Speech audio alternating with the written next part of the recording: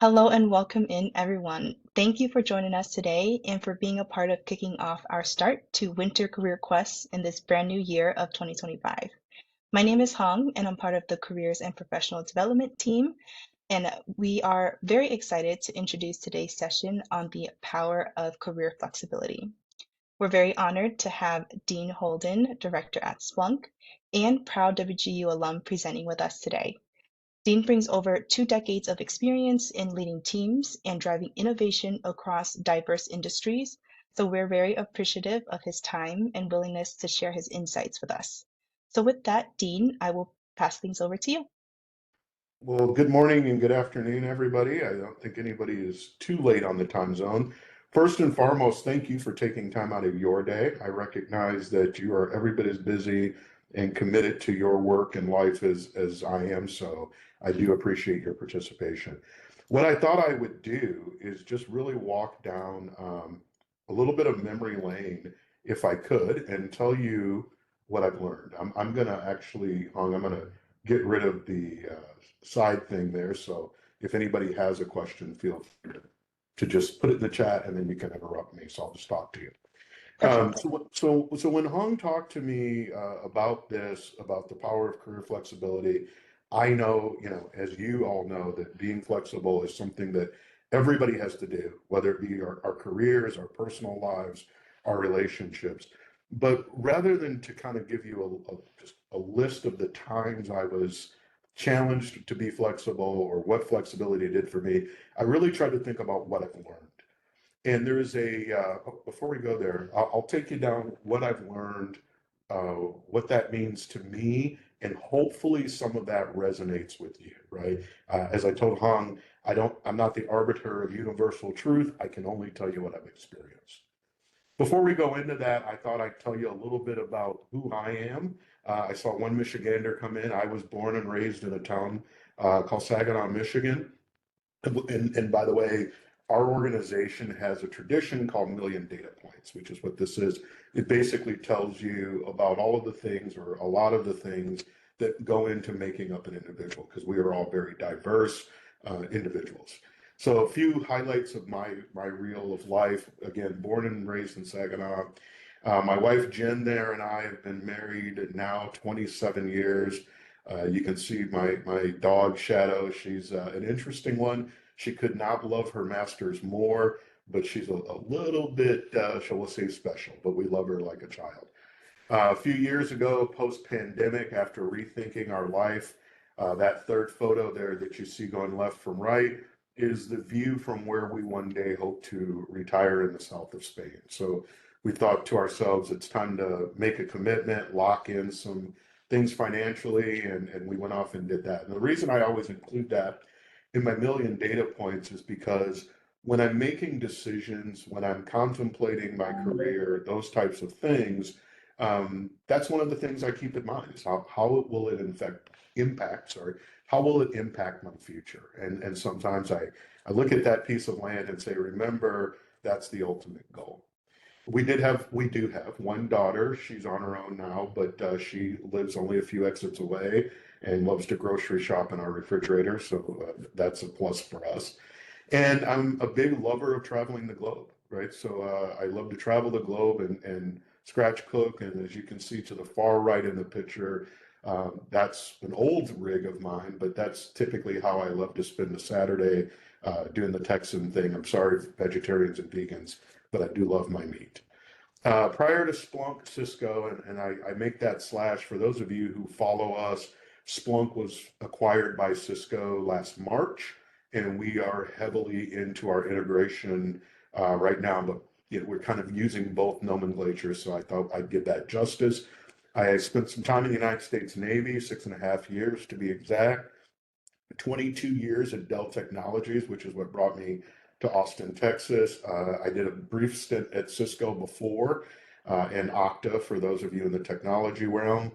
One of the things I really loved and cherished is my family and I, for work, got to live in Argentina, Buenos Aires for a summer, and we made some lifelong friends from that summer. That was just a big milestone in my professional and personal career.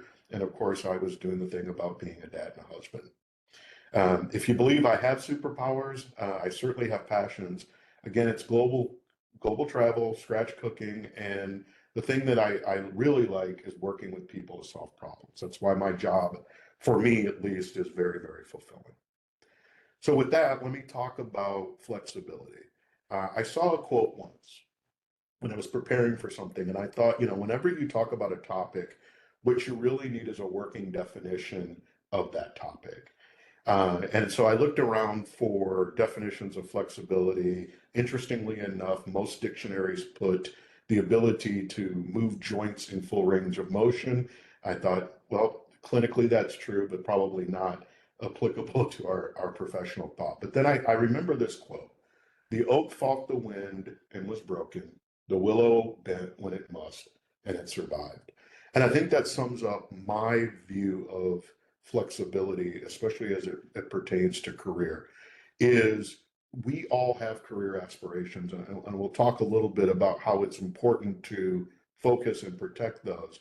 But what we don't ever want to do is get to the point where those aspirations are immovable, because ultimately the forces of market and job and society, they will break us if we don't move, right?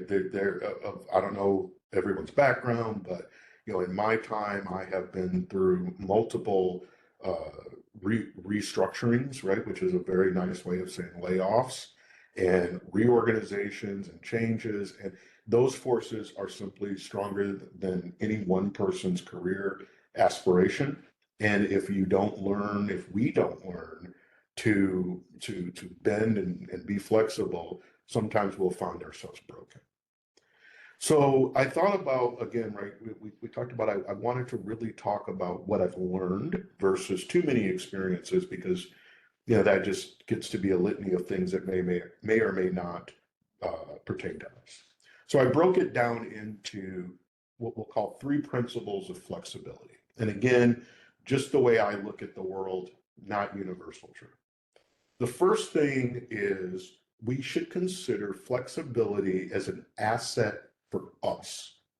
A lot of times we look at flexibility as being coerced, forced, pick a verb, motivated into doing something we don't want to do. But if we look at flexibility as an asset for us in our careers and our personal lives, right, there's some things that come out of that. The first, and I think probably the most important thing, at least where I've come from, is that it opens our minds to things our eyes don't see. When you come out of the gate and you say, I want to be this, I want to do that, I want to work in this set of circumstances, and I want to reach this level by this age. And I've said some of those things, and I've heard a lot of those things said to me. What it tends to do is put blinders on you. And there's a balancing point between how we focus and being blinded, right? We all want to be focused, but none of us want to be blinded. And so flexibility is an asset that lets us actually see things that we might not see. It also, and this is important because we will all get challenged, it paints our challenges as opportunities. So the reality is, at some point, something's going to get in our way of where we think we want to go, or where we legitimately want to go at that point in time in our career. But can we take that obstacle and turn it into an opportunity to do something even greater than what we had started out to do? And look, sometimes the answer is no, but many, many times the answer is yes. But we have to look at that challenge in a different light. It's not an obstruction. It's simply something along the way that we can use, we can learn from, we can advantage ourselves from. And the other thing is those self-imposed limits. A lot of times we look at ourselves career-wise and we say, I'm not good at X. And that might be true, right? I'll tell you, I am not a big fan of administrative work. Okay. I spend as much time as I can talking to customers, talking to people. When it comes time to sit down and do spreadsheets and forecasts, it's not my favorite thing. But over the years, I've learned to be pretty good at it because it is something that I need to be able to do in order to underpin the things that I love to do, right? So, we all have that memory of our parents telling us to eat our vegetables, right? Well, sometimes our lack of flexibility will stop us from eating our vegetables. At the end of the day, our vegetables are healthy for us, right? They just are. We may not like them, but they're healthy for us. And the same thing goes in our career. There are aspects of any and every job that we may put limits on ourselves about, maybe because we don't like them, maybe because we didn't think we ever had to do them. But we can actually remove those limits if we just let ourselves flex. Okay. I'll tell you a little bit of a story. So when I started at Dell, I was recruited by Dell. Dell went through a hyper growth phase, and the differentiator in their support model, so the thing that they told people was special, was the service you got when you called it. We were at the time, they were all US based, really smart men and women. And they said, hey, if you buy our product, you get much better service than if you buy brand X. And so I got recruited into the operations center where I did a lot of forecast and things along those lines. Remember the things I didn't really like to do, but I did them. Um, and ultimately, an opportunity came along to do something else, and I resisted that opportunity because it was so far from what I was used to doing. Now, what I didn't see were all of the transferable skills and attributes I'd learned that would then, in that point, take me into this next role. So I called a mentor of mine and I said, well, it's a decent promotion, but I'm really worried about getting too far away from my specialty. And he said, well, if you're looking to have a long career, you're either going to be very specialized in something or you're going to learn to be a business leader generalist. He goes, I would take this opportunity to see if you really will miss your specialty. I never looked back.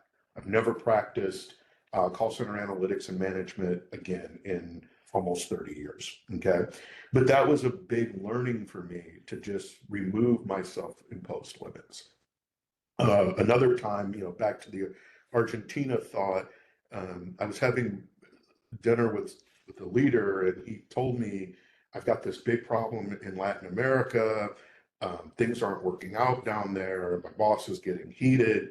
And I thought to myself, oh, that's a shame. And I went on having dinner. Self-imposed limit, right? I thought to myself, how can I help you with this problem? But as I thought about it, there were a lot of, again, transferable skills. I did, have a fairly strong sense of business acumen. I'm fairly decent at organizing resources and taking friction out of processes. So I called him a week later and said, hey, what if I just go down and see what's wrong and give you some pointers on what you might want to do. I'll even, help you hire a new leader if you want, etc. He took me up on that offer, and that one trip to Brazil turned into 3.5 years in Latin America, right? And I speak much better Spanish than I did when I landed. Still not fluent at it, and still speak no Portuguese. But I removed that limit. Okay. So I hope that was thoughtful. If we move forward, just thinking that flexibility is an asset for me. It's not a force compromise. It's something that I can practice. The next thing I wanted to talk to us about is, I also learned that flexibility doesn't mean that, anything goes. I am a night owl like you, an alum, and my degree is in business management. So I have a financial anchoring, but I know that I don't necessarily want it to finance as a day in, day out thing. So if someone comes to me and says, hey, there's a great opportunity in finance, I probably wouldn't give that a lot of credence, only because it doesn't play to my strength. I do know realistically that I don't want to be behind a desk day in and day out, and that's where that would probably put me. And I know that it doesn't align to my goals. So when we're thinking about flexibility, what I'd encourage us to think about is that balance between being open-minded and being derailed. I've seen people in my career that have gone from role to role, or sometimes even company to company. And when I say, well, what do you want to, what do you want to do? What do you really want to be? How do you want to spend that 8 to 12 hours a day that you work? And they can't really tell me. And so I don't think that that is flexibility. My definition of that is a bit indecisive. And sometimes people will tell me, have told me, well, but I love to learn. And I appreciate that because I love to learn. And I do believe learning is something you do as long as you're going to be alive. Hopefully, you're always learning something. But career-wise, at some point in your journey, you're going to need to be able to stitch together a story about who you are. And you're going to have a relevant set of experiences to where you want to go. So I think about we go back to the customer facing behind the scenes thing. I know that I love to be customer facing. I know that's where I get my accolades. I know that's my strength.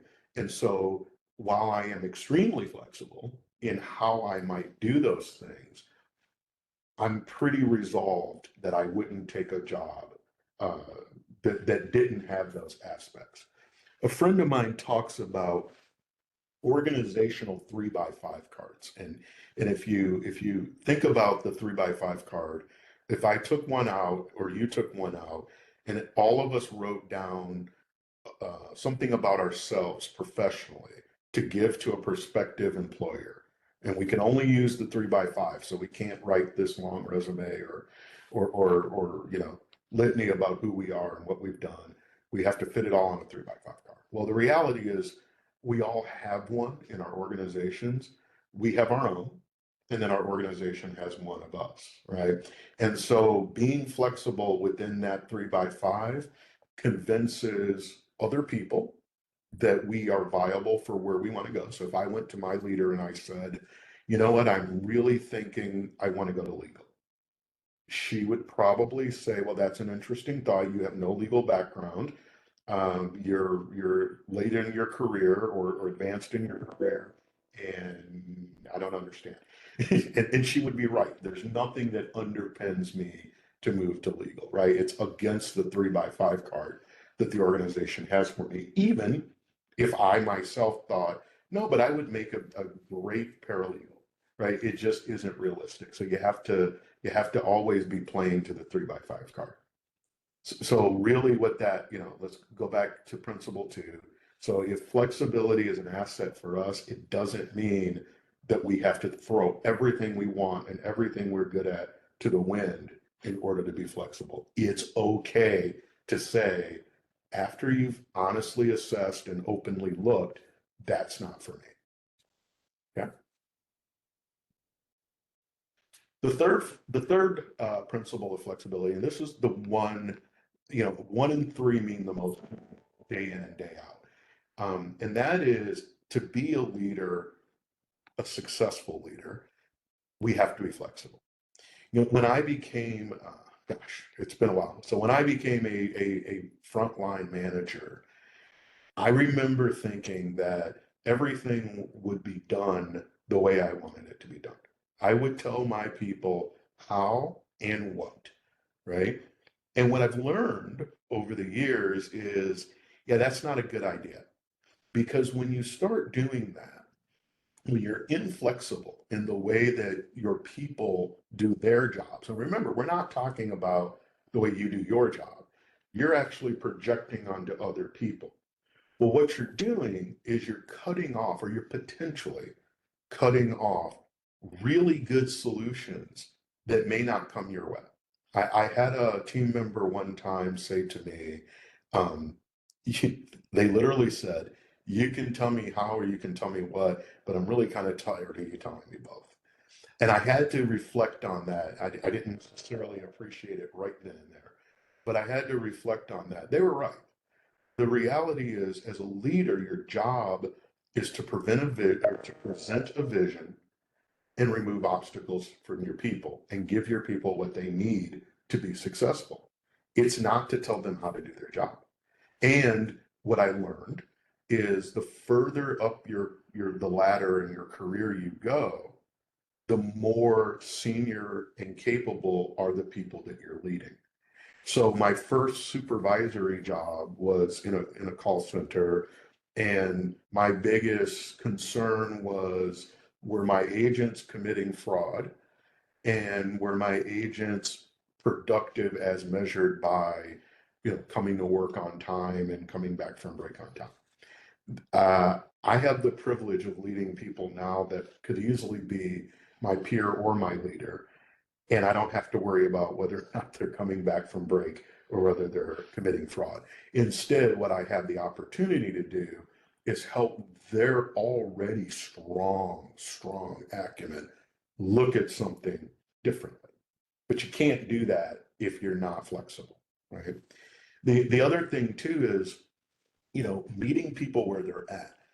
It's just, to be very transparent and honest with you, it's something I've had to develop over the years. And I wouldn't tell you, if I were to list 5 strengths, I don't know that that would make the cut for me, because I'm still a little challenged, right? To look at a group of people and say, okay, this is where we're at. And the reason I say I'm challenged is because of preconceived expectations. I just kind of expect, well, someone who's been doing this for this long, et cetera, et cetera. The reality is that isn't true, right? We're all human beings, and all of the things that place me on the continuum wherever it is I am are the same things that place other people on the continuum where they are. And it's important to be flexible because it helps you meet people where they're at. And meeting people where they're at is probably the number 2 aspect, I think, of leadership that's important. Providing vision is my thing. I think if your leader isn't telling you where we're going, to the best of their ability, then that's kind of prerequisite. You got to lead, you have to be in front, you have to know. But meeting people where they're at is also a very critical skill when it comes to developing people. Because, I use the analogy of, I think I'm pretty good at my job, but I'm a horrible surgeon, right? I got queasy dissecting frogs in high school, so why or would I be a surgeon? You have to kind of meet me where I'm at. I could never, if your expectation of that of me is that for some reason I'm capable of that, it'll be completely off. It doesn't mean I can't add value. Doesn't mean I don't have use cases that are valuable to an organization. It means I am where I am in my capabilities and my maturity and my experience. And so, organization, where do you want me to go from there? Because I can't go from where I'm not. I can't start somewhere different. And so I battle that from time to time, looking at individuals and thinking, why aren't you further along? Well, be flexible and you can get an enormous amount of productivity. And it's not all about productivity and satisfaction out of people, because I do like to see people happy with their job. I think that's really, really important. So those are kind of the big 3 that I've learned, right? One, it's our asset. 2, it doesn't mean we have to throw our aspirations to the wind. Not everything goes. But if we hope to be successful in leadership, if leadership is what we aspire to, then flexibility is critical. It underpins it. It's the everything. I tried not to slideware us to death. I think that was my only one. Yeah. So I will stop presenting, and I don't know how we're doing on time. We are doing great on time. Thank you so much, Dean. Oh, We will go ahead and open it up to any questions that you all may have. Feel free to use the chat feature to send through any questions. And as a quick reminder, we do ask that you ask questions that are relevant to the topic. Please focus on questions that will benefit the entire group, and avoid any specific or personal questions, because we want to make sure that this session is helpful for all of our attendees. If you'd like to come off mute, go ahead and raise your hand and we will go ahead and pass you the mic, or feel free to use that chat feature and we will facilitate those questions out. Awesome. So we do have some raised hands here. Let me go ahead and take a look at that real quick. All right, we have a hand from Kevin. I will go ahead and unmute you, Kevin. Hey, good afternoon. Good Can you afternoon. guys hear me? Kevin. Yeah, we can. All right, perfect. Nice to meet another fellow Dell employee, ex-employee. I used to work at Dell. They just did a reorg, but it was a great experience. And my question is, so I did a lot of Exchange migrations for Exchange, and I did a lot of identity work. But my space would be compliance, security. I don't know if you're familiar with the Microsoft Suite Purview Mhm. in that space. And so I get some job offers, right? And a lot of these job offers are, and because we work for Dell, we know exactly what type of clients that a lot of these jobs are calling with the same problems. So you kind of know what they've been going through by dealing with them out in the workspace. So when people call and say, hey, we need a Microsoft 365 consultant, I say, okay, can you tell me uh, what exactly would be the day-to-day responsibilities? What would their focus be? What would they be responsible for at the end of the day? What reports or things would they have to uh, bring to management or logs or what have you? Oh, they'll just be focused on Exchange, really. And when I say Microsoft 365, I'm certified, so I have the entire gambit. So we're talking about SharePoint, Teams, everybody else. And so it really turns me off. Like, I hate Exchange. Like, Saturday morning, mom says, come back inside to clean up your room. Can't play. I hate it like that. Okay. So my question is, should I be more flexible in those positions, knowing that they're probably going to stick to Exchange? You're probably going to be kind of pigeonholed into Exchange to a degree. And the likelihood of your expansion or growing kind of limits itself. What would you say in that situation? Yeah, so it's a good question. So at the heart of your question, what I hear is being between opportunities, how selective should I be? And I think Mm-hmm. I can't tell you whether or not to take the job or take an opportunity where you won't grow. But I can tell you that everything is a series of moves. So the question would be, do you have an opportunity to then shine because you're broader than the requirements? Or are those forever the boundaries and you're going to find yourself leaving at some point in the future? And even if the latter is true, how far in the future would you leave? What can you get from that experience um, before you make a move? Because one of the things I tell my people, and I say this to anybody, you're not going to, the chances of any of us, and again, I don't know ages, but the chances of any of us retiring from the job we're in now are slim to none. Okay. So the question then you'll have to analyze is, do I come in a little more qualified and can I exploit that qualification? Or do I have the patience to learn something here while I look for what I really want? And that's kind of a only you can answer question, Right. but that's the way I would try and analyze to the answer. Got it. And to your point, obviously, I'm using common sense, so I'm looking for those opportunities to exploit that to say, hey, if you're just in Exchange, well, what other opportunities? What kind of problems do you guys have? What kind of things are you guys working with? But I was just saying that a lot of the jobs now are saying Exchange, Exchange, Exchange, Exchange, Exchange. But Yeah, thank you. no problem.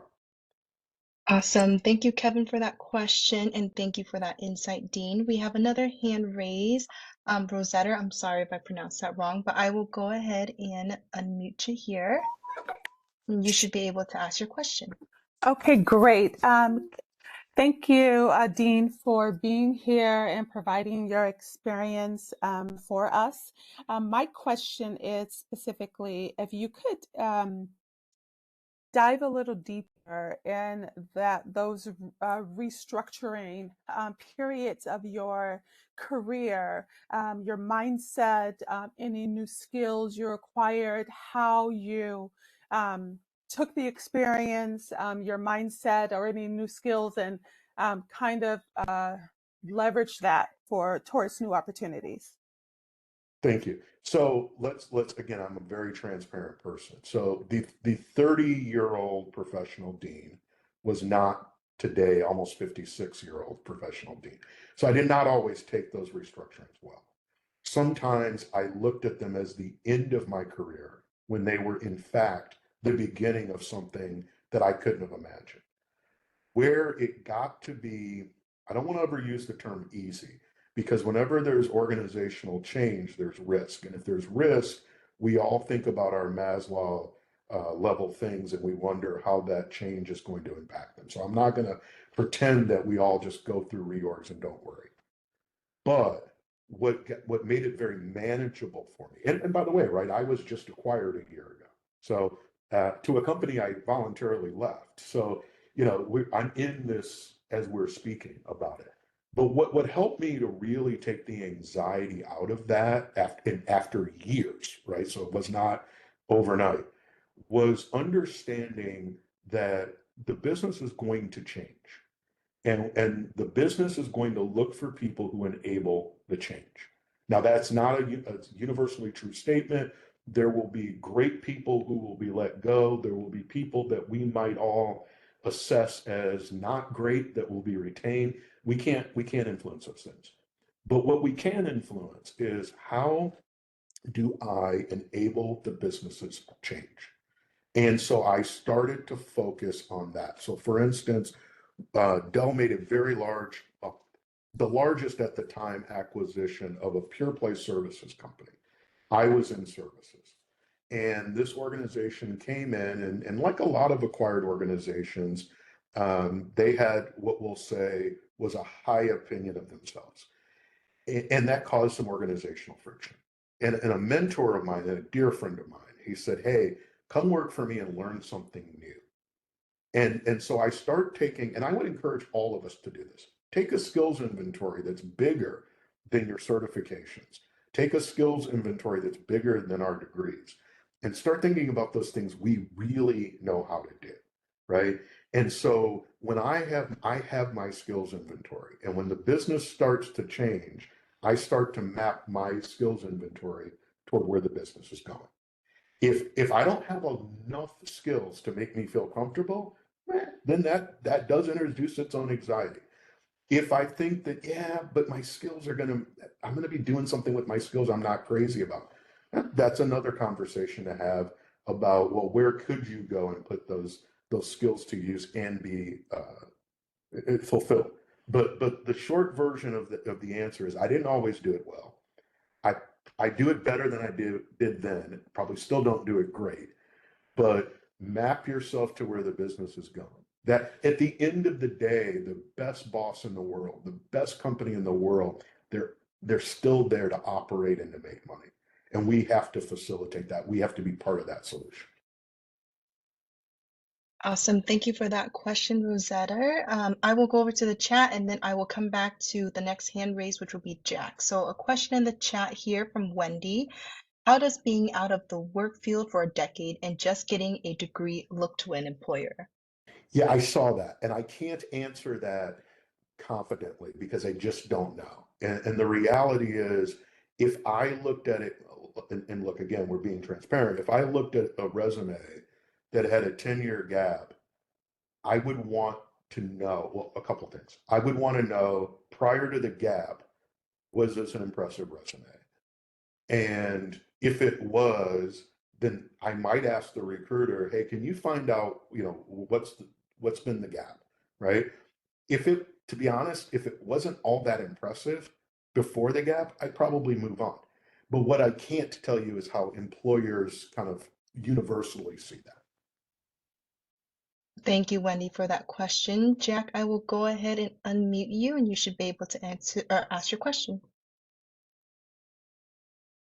Hey, Dean. Thanks for joining us and giving provided some really good ones so far. But my question is kind of from the scenario of, in my situation, I'm right now a data engineer at General Motors in Round Rock, Texas, which I really like the work that I'm doing here. It's really good and really interesting, but I'm wanting to go towards more of like a scientific approach, so into the data science field. So it's a little bit like a parallel, but not quite one-for-one match. And my question for you is for people, I think I'm speaking for some of us in the call, who are hopping kind of parallel, not completely into new and launching our into new field, but leveraging some current skill sets of what we have. How much should we sacrifice in terms of the position, whether it be, you know, a senior, level 1, level 2, or even at the point of an intern? Because right now I'm looking at some data science intern positions, but I'm trying to evaluate, you know, is this really it for me, or should I look for something that's closer to the current level of what I'm doing, which is like a full-time role? So I'm a big believer in lateral moves. I've made a million of them myself. What I would caution you about is ultimately this is a journey, and it's a journey that should build on itself. And if you find yourself going too far back, right, there's this one unreplenishable commodity called time that you will run out of, right? I promise you, you will run out of. And so when it comes, you know, I can't ever tell anybody what to do for their personal sake. But if I were giving career advice, I would say to the extent possible, your next move should build on the one on where you are today. Even if it's lateral, you should be able to take two lateral things, stack them on top of each other, and still go ascending, right? If you find yourself going too far back, that might be a really good indicator that that's not right for you. I see. All right. Thank you, Dean. Yep. Great question. Thanks, Dean. I will head to the chat and then we'll come back to Charlie. Next question here. Can you tell us a bit more about Splunk? I'm a big fan of the intersections of analytics and security. I took a Splunk for Rookies course late last year. Okay, yeah, so I'm looking at that. And I'm going to try not to go down a too much of a product or company specific path, but I'll tell you I keyed off on your intersection between the analytics and security. I personally think the world of our product, right? I'm a little biased, kind of work here. But when I think about the world of cybersecurity, I do have a cybersecurity background. And I think about the world of what we call in the industry observability. The two of them are concentric, right? They do absolutely positively overlap. Splunk as a technology is exceptionally strong. I can't tell you, I can tell you what Splunk as how Splunk as an organization is today, but remember, we're integrating into Cisco, so that's a short-term view. In terms of classes, I don't know if you're looking for a certification.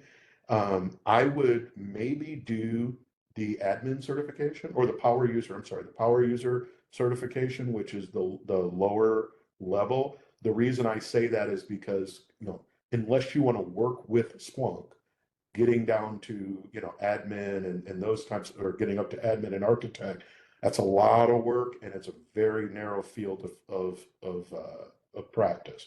But if you want to understand the fundamentals of security and observability is, oddly enough, I have a security background, but I'm more interested in observability. It's an emerging field, and Splunk is definitely, especially with some of the things that we've done with the integration of application dynamics, it's certainly going to be a preeminent tool in the marketplace.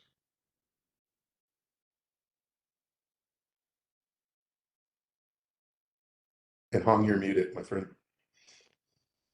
There, let me go ahead and pass it on to Charlie. Unmute. Go ahead, Charlie, with your question. Hi, thank you. Dean, thanks for being here. It's especially valuable for me being a career changer and previously have a background in finance and breaking into technology, specifically cybersecurity. I got the A plus, the Network Plus, Security Plus, and I'm halfway through WGU Cybersecurity Bachelor's.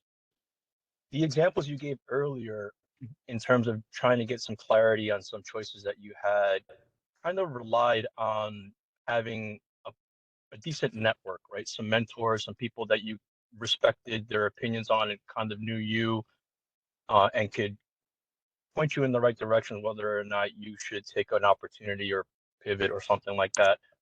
Unfortunately, I haven't built out that network just yet. Most of my network, they don't really know much about technology in general, cybersecurity in specific. And one of the things that I'm kind of, I'm trying to get a feel off of Reddit and these different kind of forums of getting the foot in the door.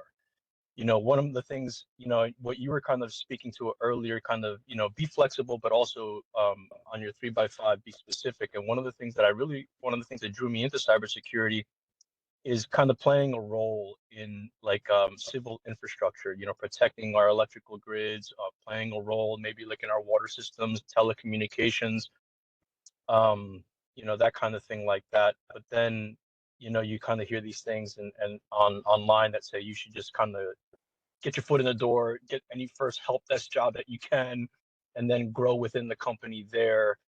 Some of the things that I'm doing is trying to build a personal brand on YouTube, say, kind of going through the different labs and building lab environments and kind of talking about cybersecurity so that, I might not have, so if I do apply for an entry-level cybersecurity role without like an extensive background, at least I can kind of come off as somebody about the subject and is really trying. I don't know if you could maybe speak to a little bit about like, maybe should I be going for kind of any kind of help desk job to just break in, or should I kind of be holding to my guns and really kind of even if I have to kind of pass up on a help desk job to get into a more specific cybersecurity thing? So I'm going to go back to my belief on it is it depends, right? So only you can make the risk reward decision. I would look at it through these lenses. One, do you want to use your financial background in your next career, right? Because if you said yes, I would then tell you the help desk job feels like a deviation that doesn't build on where you are.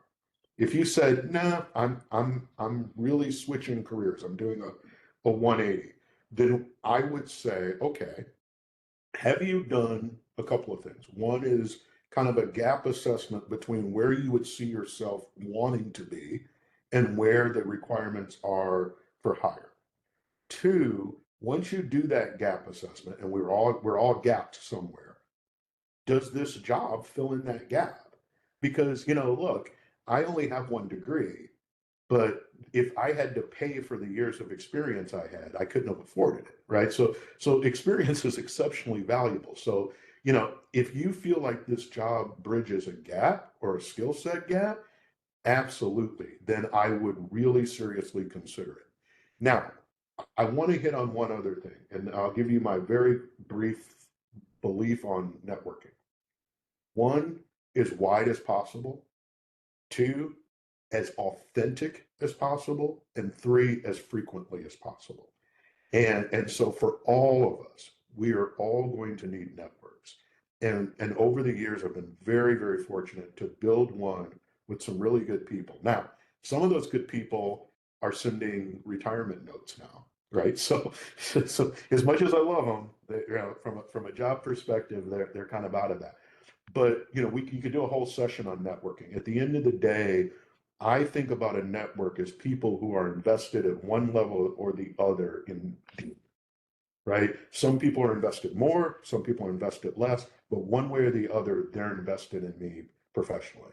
And I nurture that network as much as I can, as frequently as I can, and it needs to be authentic because there's a lot of emotional energy that goes into real connections. And if you're one of those people who, and I'm not knocking people who do this, but I've seen people who are basically glad handers, but the depth and the richness of their relationships aren't really where you want to go. So I would say, A, get busy on building that network, and it's a lifelong thing that you should retire having. B, do an honest assessment on where you would want to enter. How far off are you, and does that job fit the bill? Got it. Thank you. Yep. Thank you for that question. Awesome. I will pass it over to Allegra next. Before that, real quick in the chat, we had some great advice leveraging LinkedIn to make connections and build your network. And Dean, if you were okay with it, could I share your LinkedIn now and have the attendees connect with you today as well? Absolutely. Awesome. Okay, perfect. So let me go ahead and pass it over to Allegra.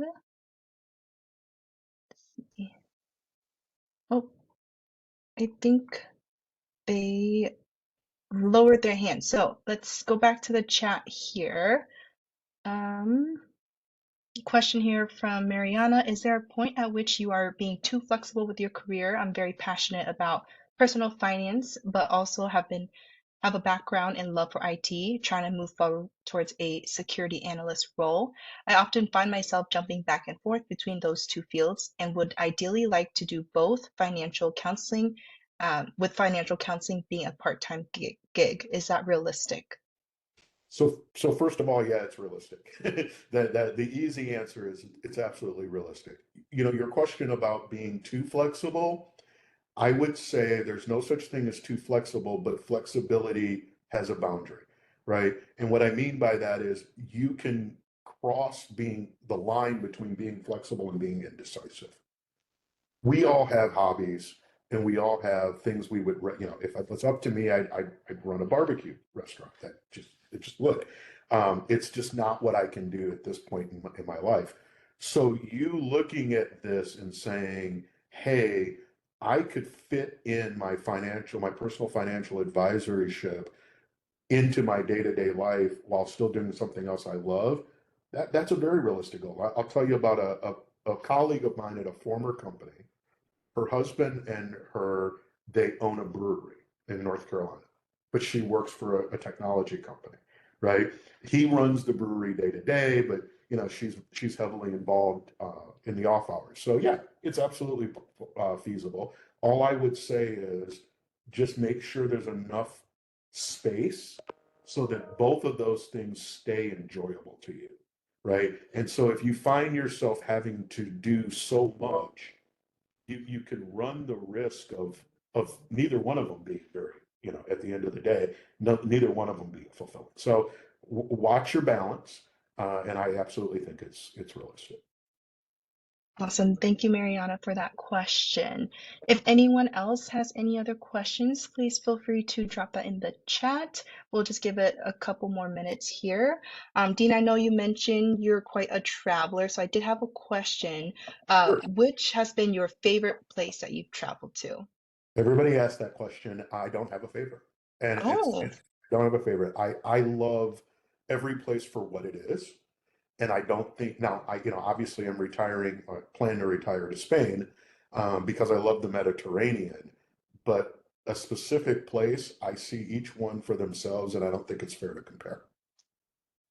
that makes sense. Awesome. Thank you, Dean. We have a question here from Josh.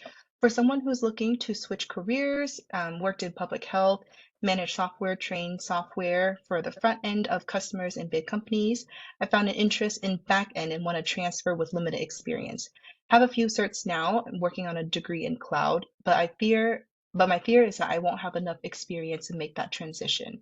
How flexible should I be on accepting a role to get in the door somewhere? I have an environmental tech master's, and I would hope to leverage that one day too. Yeah, so I would give the same answer, right? Is that you'll have to analyze what you're giving up for what you gain, right? Risk versus reward. But I'd also say, you know, looking at this has a level of specificity. You know, you might even look for an opportunity to combine the strengths, right? So you might look at you said you have some search, you're getting the degree. You may look for an opportunity. An organization may say, okay, you don't have a lot of experience, but you've got this degree and you have relevant experience. And you might find the gap being smaller than you think. The other thing I would tell you too is even in the worst of job markets, there's a heck of a lot of jobs out there. So don't be afraid if you look out and you don't see what you're looking for day one or day five, right? If you know, if you have a plan, you want to execute that plan, I'd say stay on that plan, unless something becomes very evident that it's not going to materialize, right? So don't shrink your universe too small because you don't find exactly what you're looking for at the beginning. That is great advice. Thank you for the question and thank you for that insight, Dean. I think we have a hand raised. Andrew, I will go ahead and pass things over to you. You should be able to ask your question. Oh, hi, hello. I just want to say thank you so much for answering like all of our questions so far. I feel like I'm learning a lot from everyone else's questions as well. But something I want to ask to like my personal scenario is that I am very early in my career. Like I'm just trying to focus on internships with I'm going for computer science right now, but I wanted to go for more software engineering roles and internships, which I do have. But recently, I took an offer with Mayo Clinic for an IT internship, and I'm like still kind of confused of like I did the right thing because it's like it's not software engineering, you know, but I really wanted like the company name on my resume, and I felt like it would be a good thing to have. And something I feel like that's relevant for this question too is that if you have any advice with moving within the company, because I did ask during my interview, oh, is a return offer possible? And my team actually said no, because their team would be full. But they did say like the goal is for you to move somewhere else in a hospital, like join a different team that could use people. So I'm wondering like, oh, like hopefully this is my chance to get in software engineering with a different team, you know, because I don't actually want to do IT forever. I wanted to do more software engineering. So I'm looking for like some advice around this area. Yeah, that's so if there is an opportunity, right, to move into the software engineering role in the organization, you know, I tend to say take it, right? I tend to say, you know, there are advantages to knowing an organization. When you start thinking about your career, there are very big advantages to knowing the players and the politics and those kinds of things. I think if you look at it when it's time to leave or time to move, and it's not, if it's not a software engineering role, I go back to the same set of prerequisite questions. What am I learning? Are those learnings going to fill a gap? Are those learnings transferable? And then at that point, you're going to need to make a decision as to whether you're too far off a field, right? But again, you can't just do that emotionally, right? I believe in taking those assessments because, again, you know, if I look back over the years that I worked, some of the things that are just the strongest suits in my bag, I had no idea, A, that I should have learned, and B, I'm glad I learned, right? So, you know, again, you don't want to spend 20 years not doing what you love, but if you think that there's a gap that this next move will solve, use it because that familiarity, you'll broaden your network, you'll learn an organization. And here's the other little trick, you never know who sees you and says, I could use that person. It's not a perfect fit, but given that person's work ethic, given that person's acumen, I'll take them. That Trust me, is we great. coach people all the time in leadership. Trust me. That's great insight there. Let's see here. Maybe we'll go with one or two more questions. We're almost at time. We have a question here. I currently work in HRIS, have some apprenticeship experience in software engineering with quality assurance automation testing with some tech support experience. Would this be enough experience to get in the door at Splunk? I wouldn't mind taking a help desk support position to practice TCP/IP and networking and hopefully cloud to start. So that's a big question. And here's what I would say. Splunk specifically is a very specific company, right? We are very specific about a very specific piece of software. Um, could you get in the door doing something? Sure you could. But I turn the question back around and say, if you could write your own job description, what would it look like? And is it likely that Splunk would fulfill that, right? And I just don't know. I mean, you've got some nice background here. You have technology against a business mapping. There's a specific company whose name I won't mention who does HR software that's extremely popular, right? That might love you.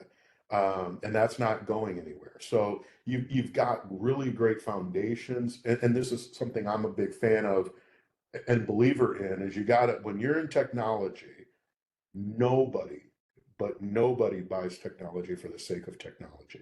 They buy it to run a business, right? My customers are financial services customers, some of the largest institutions in the world.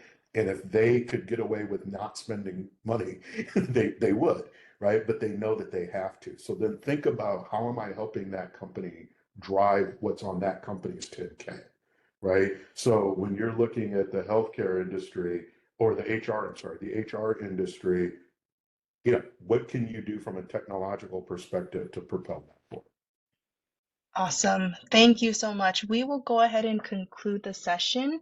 If you have any questions that you think of later on, please feel free to email us, and we will make sure to facilitate those questions through. I do want to give a special shout out to all of our attendees today. There was great engagement, a lot of helpful tips and comments in the chat as well. So thank you all for joining and for the active participation.